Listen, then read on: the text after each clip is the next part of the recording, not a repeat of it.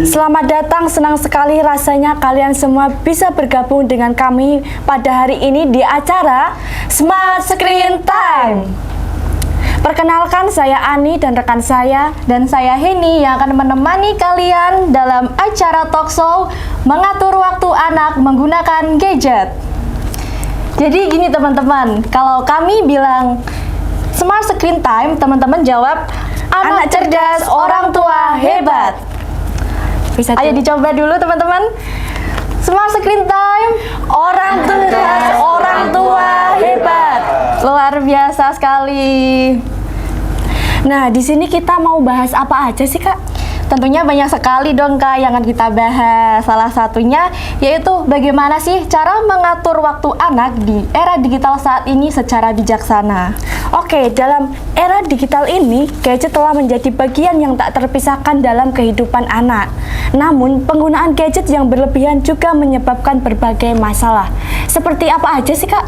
Contohnya seperti kecanduan, kurangnya aktivitas sosial anak, bahkan bisa sampai gangguan kesehatan. Oleh karena itu, penting sekali bagi orang tua untuk mengatur waktu anak menggunakan gadget secara bijaksana.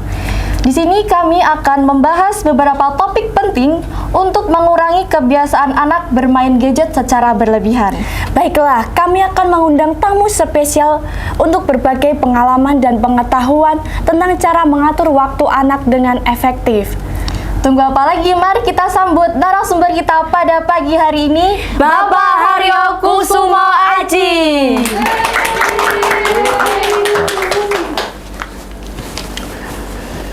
Selamat datang Pak Haryo. Bagaimana kabarnya Pak? Baik. Ya. Alhamdulillah. Terima kasih ya Bapak Haryo atas kehadiran Bapak yang telah datang ke acara kami pada pagi hari ini. Luar biasa sekali. Beri tepuk tangan untuk narasumber kita. Baiklah, Bapak Haryo, yang sebagai orang tua pastikan pernah merasa dilema dengan penggunaan gadget oleh anak-anak. Bagaimana caranya agar anak-anak tetap bisa menikmati teknologi tanpa terjebak lebih dalam? Jadi, di era seperti ini kan semakin maju ya Pak ya. Apalagi Bapak ini seorang dosen yang hadir setiap hari ke kampus. Pastinya Bapak juga mempunyai keresahan saat Bapak tinggal. Betul sekali Pak, apalagi kan di lingkungan sekitar banyak pastinya anak-anak yang sudah menggunakan gadgetnya sendiri.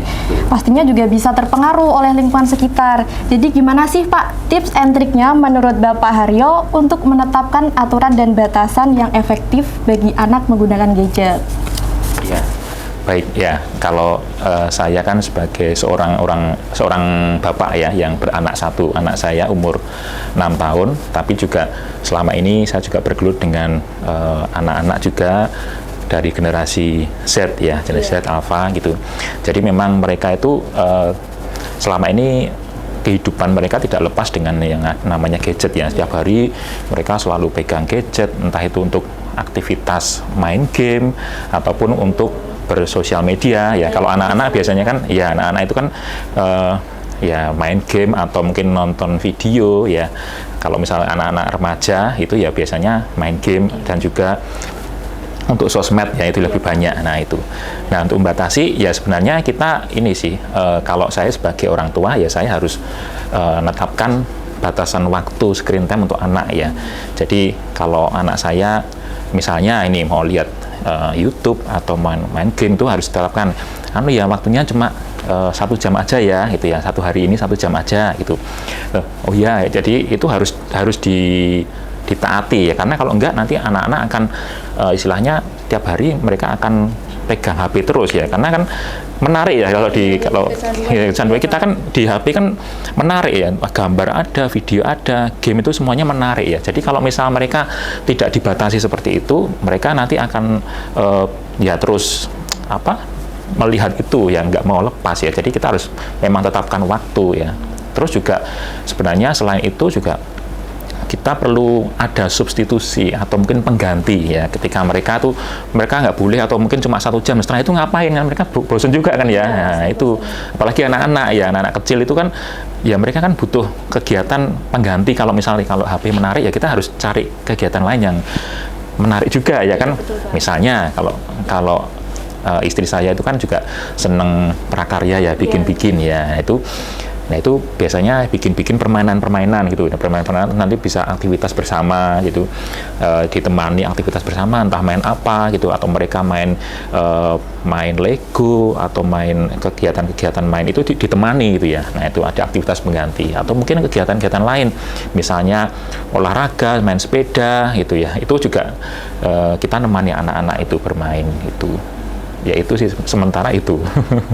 Ya. Bagi orang tua kan dapat menciptakan keseimbangan antara waktu dan aktivitas fisik dan sosial. Bagaimana itu, Pak? Jadi memang kita untuk ada aktivitas fisik dan juga sosial itu penting juga, karena kalau misal anak-anak itu mereka tidak mereka kecanduan HP atau mereka terus pegang HP, mereka itu jadi tidak punya keinginan atau pengalaman untuk berinteraksi dengan orang ya. Istilahnya kalau ketemu orang kan mesti semuanya pada nunduk ya kan, nunduk ya, nggak mau untuk ketemu orang nyapa atau melihat orangnya langsung ya gitu. Jadi hal-hal seperti itu mungkin akan jadi hal-hal yang jarang ditemui pada anak-anak sekarang ya. Kalau dulu kan kalau ketemu orang kan ya ngobrol kan ya. Kalau sekarang kan enggak, Pak, lebih fokus ke HP kan. Fokus ke HP. Kalau ada orang itu cuek aja, kita naik kereta itu cuek-cuek aja gitu. Jadi anak-anak muda atau anak remaja itu lebih cenderung begitu, sehingga ya harus dicari bagaimana supaya mereka tuh dikenalkan kalau misalnya ketemu itu harus diletakkan HP-nya, misalnya kita harus ngobrol dulu. Aktivitas fisik ya olahraga gitu ya, kita temani mereka olahraga. Misal kalau anak kecil ya, anak kecil kan mereka sukanya main bola, jadi temanin main bola gitu. Jadi tidak terus mau main bola sendiri ya bosen, makanya kita kan harus temani juga main bolanya itu. Jadi peran orang tua itu sangat penting sekali. Sangat penting sekali, apalagi untuk anak kecil ya. Kalau anak remaja ya udah bisa mengatur. Ya, ya kita perlu batasi juga sebenarnya. Kalau remaja kan mereka kalau diatur banget ya mereka mesti kan memberontak kan ya itu. Ya. Lalu kalau anak itu melawan, Pak, ketika gadgetnya ditahan atau ditarik gitu, gimana, Pak? Ya, kita perlu kasih alasan yang jelas ya kenapa itu kita ambil ya. Kita harus kasih pengertian. Kalau misalnya kamu terus-terusan begini, nanti kamu akan sakit loh. Mata itu juga ada itu kan ada radiasi ya kan, mata jadi sakit, terus nanti kamu juga nggak bisa beraktivitas di luar, jadi kurang gerak, nanti malah jadi sakit. Ya kita kasih alasan-alasan yang logis. Anak-anak itu memang kalau ada alasannya mereka akan paham kok ya, nurut, dan kita juga konsisten. Kalau mereka nggak boleh ya kita nggak boleh, dan kita juga ngasih contoh gitu ya. Jadi jangan dibiarkan terus kita juga nggak ada waktu ya, kita juga ngasih contoh juga gitu. Sebelum kita lanjut ke pertanyaan berikutnya, kita jeda dulu sebentar, jangan kemana-mana, tetap di Smart Screen Time.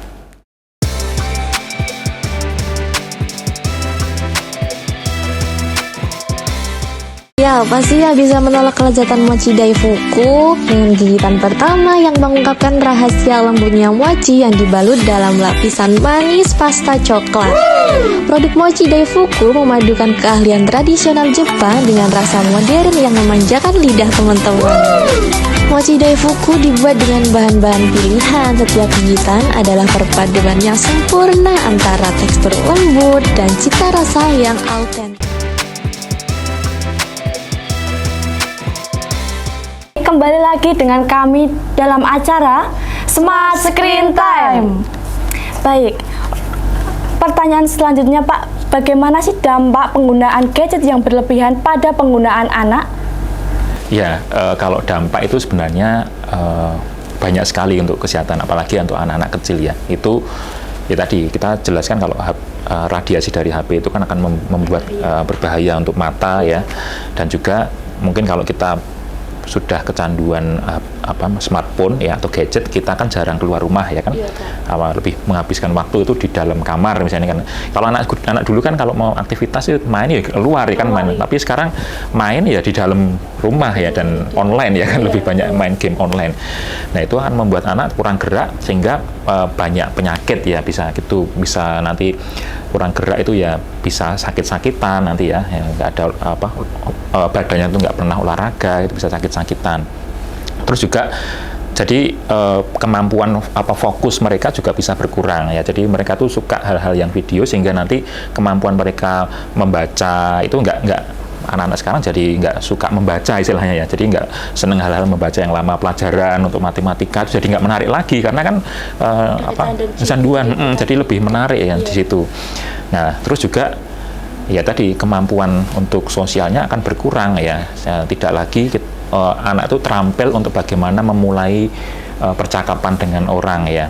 Karena kan mereka ketika sudah menggunakan gadget ya mereka fokusnya ke situ ya.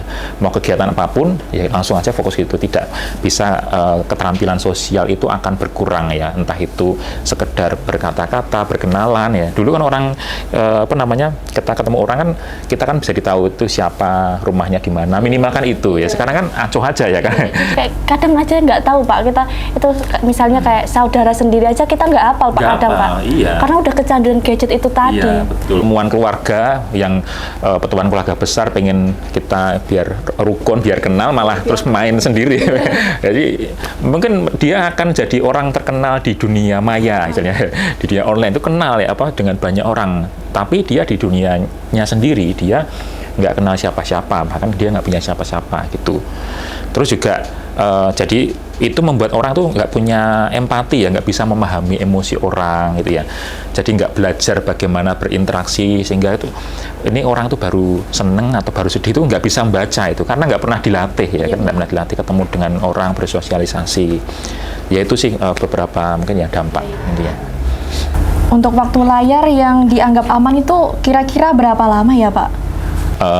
Ada beberapa range usia ya. Kalau misal anak-anak yang baru lahir sampai umur sekitar 1-2 tahun itu memang dia istilahnya sedapat mungkin jangan terpapar gadget dulu ya, sedapat mungkin ya. Jadi karena itu ya selain berbahaya untuk kesehatan juga anak itu jadi supaya tidak kegiatan utamanya itu bukan ke gadgetnya itu ya. Jadi misalnya jangan dulu lah itu ya, kecuali kalau misal ada video call maksudnya ya, telepon sebentar itu tidak apa-apa. Tapi kalau itu untuk sampai 2 tahun itu saya pikir jangan dulu menggunakan gadget ya sama sekali. Tapi terus antara 2 sampai 5-6 tahun nah itu baru dibatasi paling tidak sejam atau 1,5 itu nanti tergantung kondisi. Nah itu dibatasi benar-benar, tapi untuk aktivitas itu perlu dikontrol juga apa yang ditonton. Misal kalau nonton video atau nonton paling nggak YouTube ya orang tua harus tahu videonya apa itu ya, paling nggak ya video-videonya itu yang mengedukasi misalnya tentang berhitung ya, tentang huruf-huruf. Karena anak saya itu seneng tayangan yang ini dulu tuh yang kayak number block gitu ya, jadi yang menghitung itu malah seneng. Itu menarik, tapi juga nanti dia juga bisa belajar juga di situ kan ya, nggak perlu diajari sekolah, itu dari situ YouTube udah belajar itu ya tentang huruf A, B, C, terus tentang kalau nggak tentang warna-warna atau tentang bangun ruang ini kan banyak ya kartun-kartun yang di YouTube yang menarik ya, apalagi kalau saran saya sih kalau YouTube yang YouTube Kids dulu ya, jadi itu sudah paling nggak aman untuk anak-anak dan juga iklannya nggak ada iklannya ya, itu paling nggak itu. Terus kalau untuk yang 6 tahun ke atas ya itu baru ya bisa, itu tergantung kondisi ya, bisa disepakati antara anak dengan orang tua ya kamu kasih ini misalnya sehari 2 jam atau 3 jam, setelah itu baru diimbangi dengan aktivitas olahraga di luar ya. Jadi sebelum dia mungkin main game atau mungkin dia buka HP itu olahraga dulu atau mungkin aktivitas di luar. Nah itu jadi harus diimbangi, tidak terus screen time habis itu tidur ya, itu sama aja ya. Jadi ada aktivitas di luar rumahnya terus, dan itu dikontrol juga oleh orang tuanya. Jadi biar kayak nggak main HP terus-terusan ya? Iya betul, jadi ya istilahnya dulu tuh kalau zaman dulu anak-anak main di luar disuruh segera pulang, sekarang anak di dalam kamar suruh keluar gitu. Balikannya kebalik ya. Jadi keluar, paling nggak ayo main di luar, aktivitas di luar itu sehat loh gitu ya. Itu. Ya. Baik Pak, untuk tanda-tandanya yang mengalami kecanduan gadget itu apa aja sih Pak? Tanda-tandanya itu ada yang namanya tuh nomophobia. Nomophobia itu no mobile phone phobia. Itu kayak kita tuh merasa gelisah kalau nggak ada HP gitu loh. Nah sering kalau ya mungkin kita merasakan ya kalau misalnya rangan-rongi HP rasanya ada yang hilang gitu ya, gelisah. Aduh, nggak update story itu rasanya kok gelisah lah, itu mungkin ada. Nah itu berarti udah ciri-ciri kita tuh kecanduan ya. Tapi kalau itu fine-fine aja ya berarti enggak masalah ya itu. Terus juga ya ini, jadi anak-anak tuh menghindari tatap muka dengan orang ya, jadi lebih mengutamakan dengan gadgetnya daripada kita tatap muka dengan orang. Terus juga karena itu ini tugas-tugas sekolah itu, karena itu mengabaikan tanggung jawab ya, anak-anak kan tanggung jawabnya kan belajar. Tapi karena gadget itu menarik, nah mereka tuh jadi mengabaikan, malas untuk mengerjakan PR itu, Yesus bentar mau main dulu misalnya gitu. Nah terus akhirnya diabaikan tugas-tugasnya, terus akhirnya nanti prestasinya menurun. Nah itu kan salah satu, jadi anak itu benar-benar kecanduan ya, jadi mereka nggak bisa lepas sehingga tugas-tugasnya yang menjadi kewajibannya tuh jadi terbengkalai gitu loh. Nah gitu. Terus juga bisa ini, anak itu misalnya sudah dikasih waktu 1 jam ya, terus tiba-tiba dia mendelik-delik pengen nambahin lah, itu kan berarti kan kesepakatannya 1 jam kok mau delik-delik nambahin. Jadi akhirnya itu mencari waktu tambahan, screen time tambahan. Nah itu juga bisa jadi kecanduan. Oke teman-teman, kita break dulu sebentar, jangan kemana-mana, tetap di Smart Screen Time.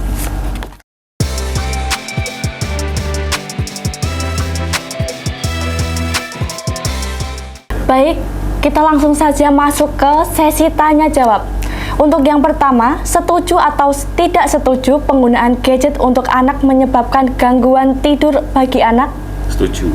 Alasannya apa Pak? Alasannya karena anak jadi pikirannya tuh ke gadget terus ya, sehingga mereka kalau mau tidur tuh masih mikir-mikir ya, itu jadi pikirannya masih gadget sehingga dia nggak bisa tidur ya. Atau juga bisa jadi karena tingkat radiasi itu membuat dia juga otaknya tuh bekerja sehingga itu akan beristirahat itu akan sulit ya, apalagi di jam-jam malam ya. Biasanya kan anak-anak jam malam itu pikirannya sering menggunakan gadget ya, jadi dia susah tidur. Selanjutnya, setuju atau tidak setuju penggunaan gadget dapat menghambat perkembangan motorik halus bagi anak? Setuju. Alasannya bagaimana Pak?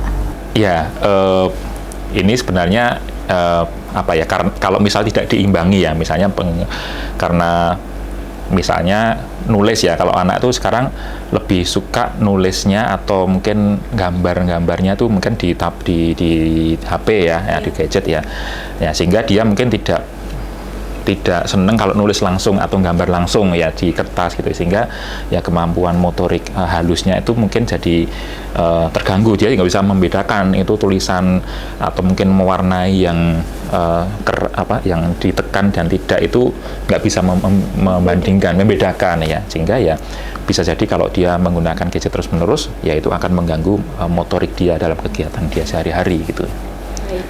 Untuk pertanyaan selanjutnya Pak, setuju atau tidak setuju ketika orang tua sedang sibuk, anak kecil diberikan gadget agar tidak rewel? Ini tergantung kondisi sebenarnya ya. Saya tidak bisa mengatakan setuju dan tidak, karena setiap orang tua itu mesti ada alasannya masing-masing ya. Memang ada yang memang itu nggak bisa, penggantinya tuh nggak ada, misalnya yaitu ya sudah untuk sesekali dikasih gadget itu nggak apa-apa, untuk sesekali aja ya. Tetapi kalau misalnya itu tidak ada masih bisa dilakukan substitusi yang lain, itu ya saya pikir jangan mengganti. Kalau misalnya sibuk terus dikasih HP ya, mending ditemani gitu. Kalau misalnya dia masih punya waktu, tapi benar-benar nggak punya waktu, orang sibuk ya mau gimana lagi ya, itu mesti kita juga mau nggak mau paling nggak kasih biar diam dulu misalnya gitu. Ya itu ya kadang tidak kalau gitu. Ya. Baiklah, kita sudah banyak belajar dari narasumber kita tentang pentingnya mengatur waktu penggunaan gadget pada anak. Kita sudah belajar mengenai gimana sih cara menetapkan aturan dan batasan yang efektif bagi anak. Pastinya ada tips and triknya, salah satunya dari narasumber kita, yaitu dengan adanya aktivitas pengganti, contohnya menggambar atau apapun itu yang agar anak itu tidak kecanduan terhadap gadget. Jadi kami ingin mengajak seluruh orang tua untuk lebih produktif dalam mendampingi anak menggunakan gadget. Mari ciptakan lingkungan digital yang sehat dan aman bagi anak-anak di era sekarang ini. Terima kasih Bapak Haryo. Terima kasih juga.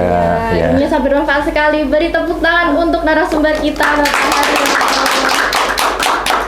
Sekian acara Talkshow pada pagi hari ini. Saya Heni Dan saya Ani pamit undur diri dan terima kasih. Sampai jumpa di acara selanjutnya.